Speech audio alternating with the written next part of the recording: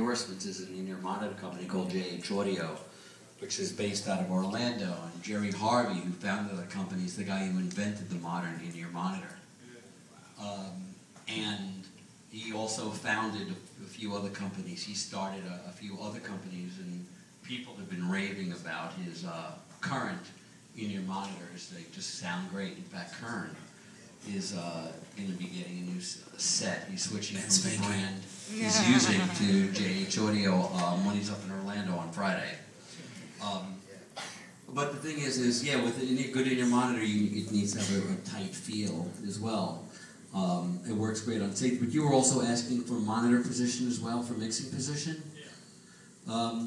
Some people like headphones for mixing position. Is that what you're referring to, or were you looking? No, as a musician, just so more like what do you need in your mix to reference, not just so much so you're always going back to the engineer saying I need more of this, less of that. Kind of getting annoying for engineers. You know what? First of all, your engineer shouldn't get annoyed. What you need in your in-ear mix is whatever works for you. And that's really what it comes down to. Whatever you need in your in-ear mix is whatever works for you. And your engineer shouldn't be getting annoyed at that, because he should be a perfectionist just like you're looking to be a perfectionist. You're performing on stage. Yep. You need to get the mix that works to inspire you to play, and also the mix that allows you to hear what you need to hear in order to do your job. And if your engineer doesn't allow that, you need a new engineer. Am I right, guys? Yeah. Yeah, man. Yeah, our engineer got replaced. A couple engineers got replaced. Then a couple hip-hop tours, a couple engineers got knocked out. You got to be real careful up there sometimes. You got another one over here. How you know? Is it important for a musician to have a manager or no? Because I hear a lot of musicians talk about they getting their own gigs and doing this and doing that. But I think it's harder for yourself to do it because you're playing all the time. But is it good for a musician to have a manager? When you get to a certain point. I have a manager, and it's basically to help establish more order. Like I don't like to handle a lot of stuff myself. I get easily irritated, so he'll handle stuff. Bookings and this and that. That's pretty much it. It's just for help, just helping you. Just like okay, don't forget you have this, you have that. Look, I scheduled this. I took care of the contract for you. Regular stuff. Not so much. Yeah, so my manager got me this gig. It ain't like that, man. It's just you can hire what I call a personal assistant who can almost do some of the same duties of a manager. Like when I need invoices sent out, or I need somebody to follow up on a phone call, or make sure a flight reservation has been done, then that's where my assistant or PA will come in, and then the management or agent will be someone that's working on your behalf to find you work, and that's something else that we're trying to establish. It's like some type of agency between all the musical directors around the country to almost act as agents for musicians that are looking for work and be like, okay, this guy's looking for a gig, he's in this area, what can we come up with, so it's good to have a manager. Yeah, I think so. I think it helps. Everything helps that's going to help you get the gig. Eventually, you got some cats that really don't do much. They got a manager though. Got the manager. But, so like when you see them, they always with the manager, yeah, me and my manager about to go to the diner, about to grab some food. It's like, it's all for the look, but don't get caught up with the look, man. Don't get caught up with the HIP.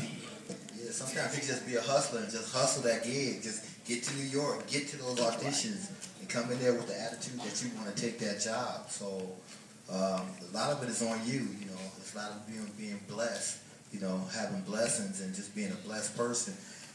Things just open up on their own. So like the NCAA tournament, Butler went to the championship. They ain't they was what, the 8th seed? Oh, sorry. So yeah, that's. Yeah. Explain to people what you started digging with 88, 87, how did you stay current? I mean, tell them, how did you stay current on 88 with the winding all 2011 with Lady Gaga, and Well, you have to change with the times. You have to change with the times. You know, as time changes, like Spanky was saying earlier, you know, you have an upgrade on your computer. You got to upgrade. You got to constantly. Music is changing. It's a big circle, but it's an evolution where it starts one point and it goes in a full circle and it comes back to that. So you have to, whether it's your clothes, whether it's your swagger, whether it's the style of playing. Like right now, I'm playing rock and roll and pop.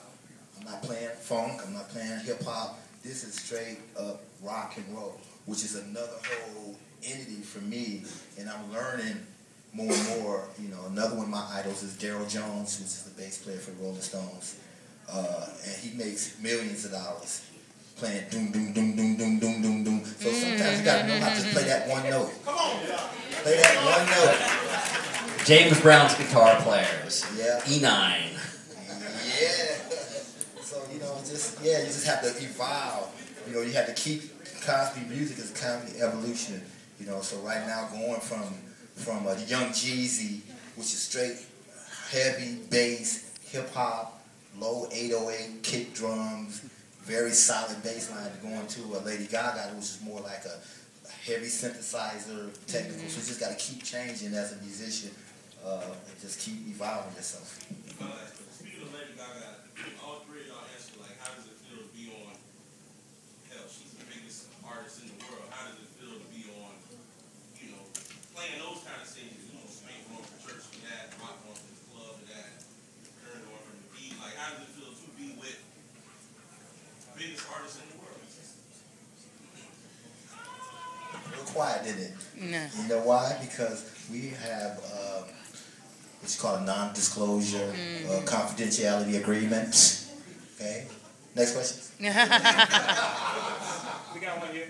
All right, my question is for keyboard players. I know Spank was talking about as a drummer playing with the click track as a reference. For Brockett, what really would you say for keyboard players as far as playing behind people? And I would like the other musicians to give an opinion as well. Like, what advice would you give for keyboard player coming up? I'm sorry, were you referring to like the mix that you want in your ears when you're playing? No, not mix, as far as just musician-wise and just coming up. Also, as far as sounds, you know, you have different industry standards. You got Yamaha, Korg. What's your personal preference as far as sounds? And also, as a keyboard player, like, what advice do you have just coming up? You know, I'd say as far as the sounds go, I think you have to have like a really open mind. You know, I personally came as a piano player first, and then I gradually got into synths as I got older. You know, I can program the boards like reasonably well. I'm not a programmer first. Some guys are like deep programmers first. I'm more of a player first. But it's important to be able to do both. And as far as sounds go, I would say what Kern said earlier is like it's really important to just try to use the sounds not as something to say like, hey man, let me show you how cool this new sound is that I'm using. But everything always has to make sense and add some emotion to the music that's appropriate for the emotion of the song. Mm-hmm.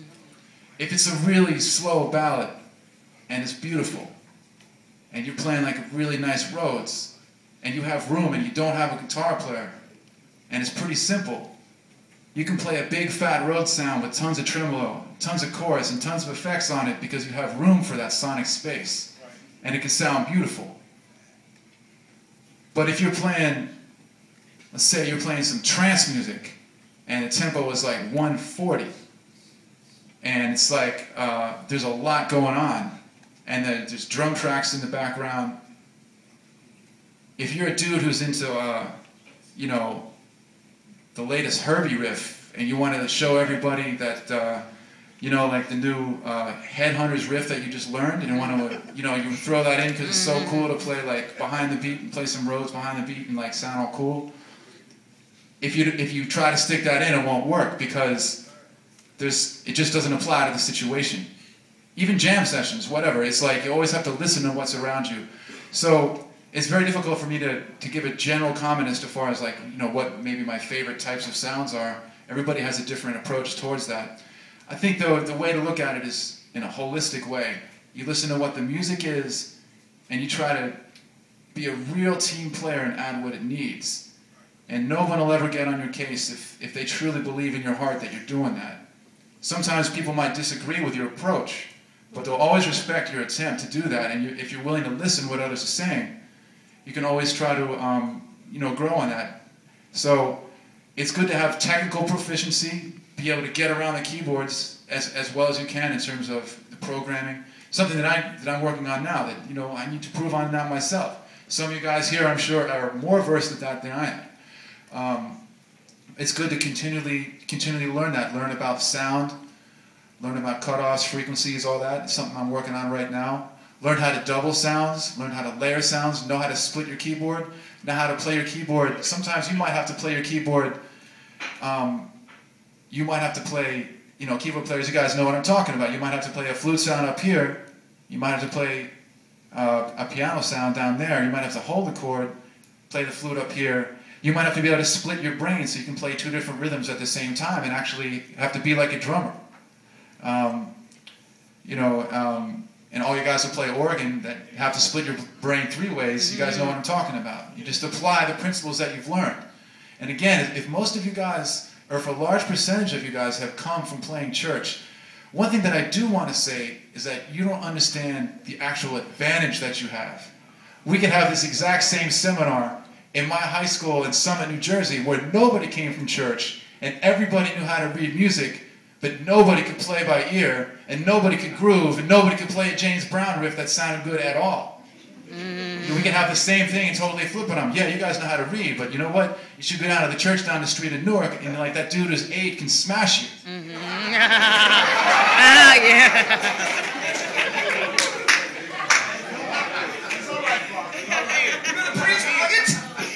Anyway, I hope that helped a little bit. It's just, yo, I just gotta say, this is dope. This is fun, man.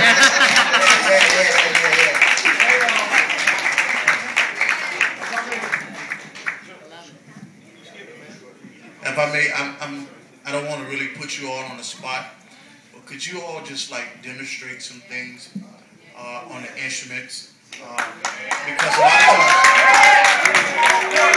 and I'm not, okay, we got one more question before that happens. Because a lot of times we follow what we listen to, what we visually see.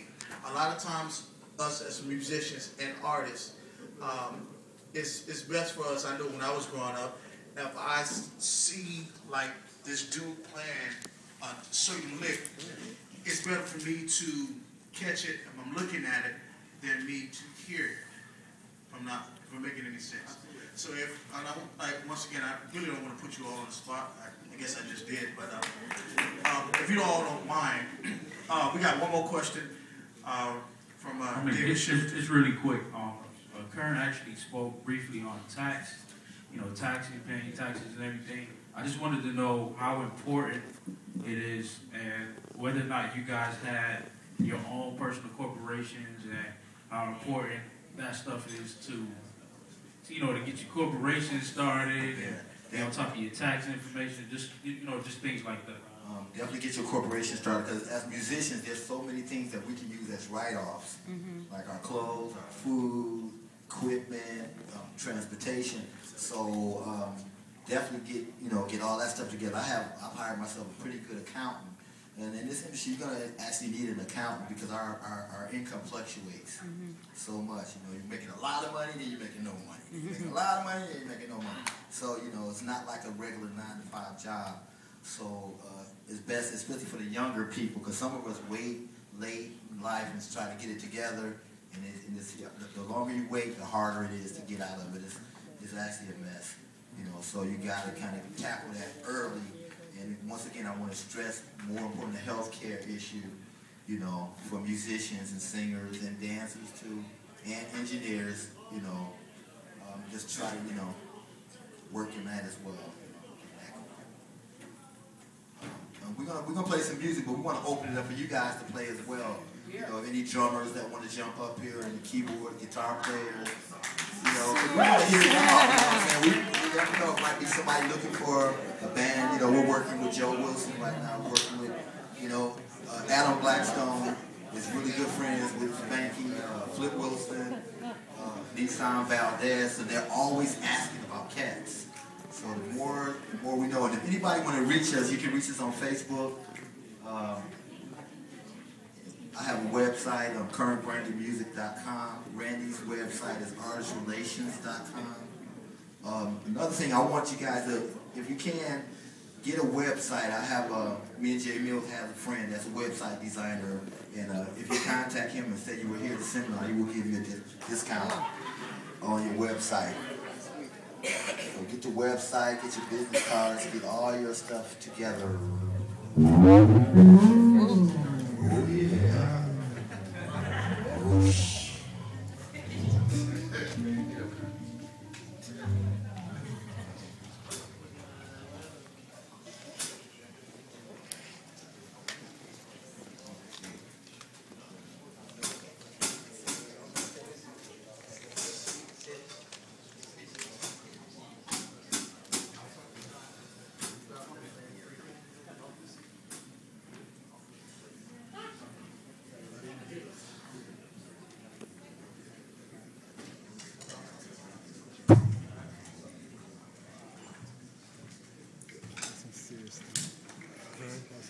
So we have these Grammy applications for anybody that's interested in joining ours. We have applications for. So yo, check this out. As far as the playing goes, we talked about this a little bit, and it's like we kind of came to the conclusion that it's like, you know, part of what we're trying to do is help people get the concept of like some different ideas of maybe how to get, or what they have to, the skills that they need to play behind a major artist.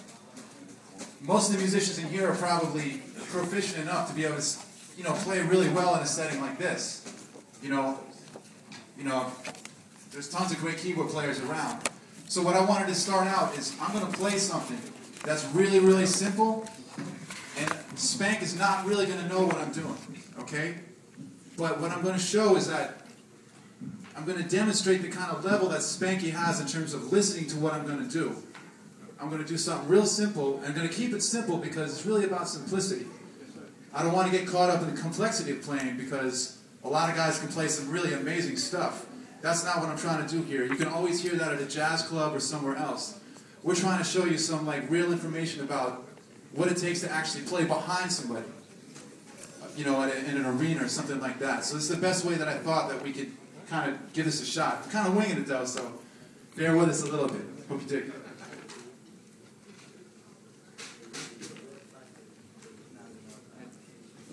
Squeeze the back of it.